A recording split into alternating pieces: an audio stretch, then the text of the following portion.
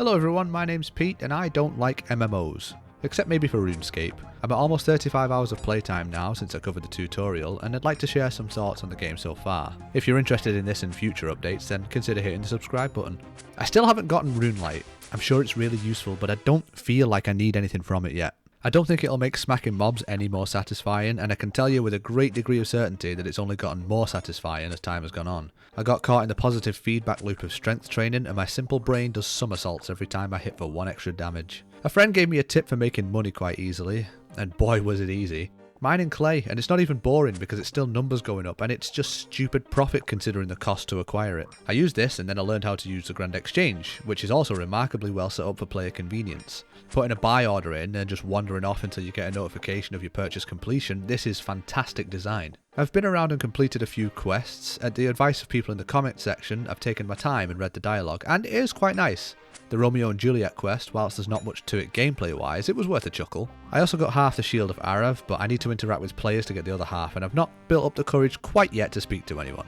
I've surprised myself by being so combat focused, since what enamoured me at first was the gathering skills. They've very much taken a back seat, and I've spent most of my time smacking giant frogs in the swamp outside Lumbridge. I haven't ventured very far, but the random encounters so far have been great for breaking the mould. Even just the occasional kebab from a dwarf is enough to amuse me for another 100 frogs or so. But the minigames are an excellent distraction. The rewards are small, but they're still enough to motivate me for doing it, and the choice to accept means I can avoid the ones I don't like. So sorry, Gravedigger. So while Flute Salad plays on repeat while I work or sleep, the game has hooked me just enough to keep me coming back to play for an hour or so every day.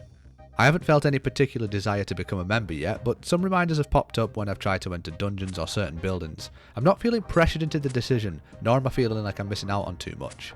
I haven't got round to exploring the magic grind yet, and that's both casting spells and runecrafting. The only experience I have in that was from a reward from one of the encounters. I have discovered what the best equipment I can get is as a free player though, and I've set myself the target of attaining those before looking at membership, although I could be tempted earlier. So far, smacking giant frogs is all I need. The game offered me simplicity at the start, and it's made good on its offer. Watching the numbers within the numbers go up is never going to not be fun, and I'm in no way addicted, and you couldn't prove it if I was. So from this point I'm going to grind up to rune gear, and finish any free to play quests and then catch up the gathering skills. I am wondering if it's better use of my time to turn the clay mining gold into metal bars to do the smithing, and this is just another example of the choices presented to players, and I'm struggling to find bad things to say about any of it.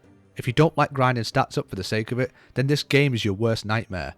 If you don't mind that the numbers game isn't hiding behind an epic story or flashy game mechanics, then you should give it a go. Sure, this game's old, but it doesn't let age affect what it gets right. It doesn't seem to have made hollow attempts to modernise if you don't count RuneScape 3, and it's stuck to what it knows. You're now watching my first venture into the PvP area. I just wanted to see what it looks like, and it's nice. I'm not a fan of PvP because I'm typically not very good at video games, but I am all for player choice, and another choice I was unaware of was buying quest items. Early on I received a quest from the Wizard's Tower asking me to find 4 coloured beads from imps scattered across the world. I made a habit of hitting every imp whenever I passed one just to farm them up. Only after turning them in did I find out that I could have used the Grand Exchange to buy them. So what I'll do from now on is I'll keep hitting imps, and I'll farm the beads, and I'll sell them at the Grand Exchange. I felt no pressure to become a member, even when it's required to take a quest. A small pop-up appears at the bottom to let me know that this is a member quest, but the NPC doesn't make any attempts to draw me in with any information before the paywall gets put up. So I don't experience that fear of missing out. And it's little touches like this that lead me to just being comfortable.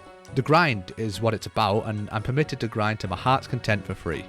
I'm not playing efficiently, and I don't care, you can't make me. I'll see you in another 30 hours to check I'm still having fun.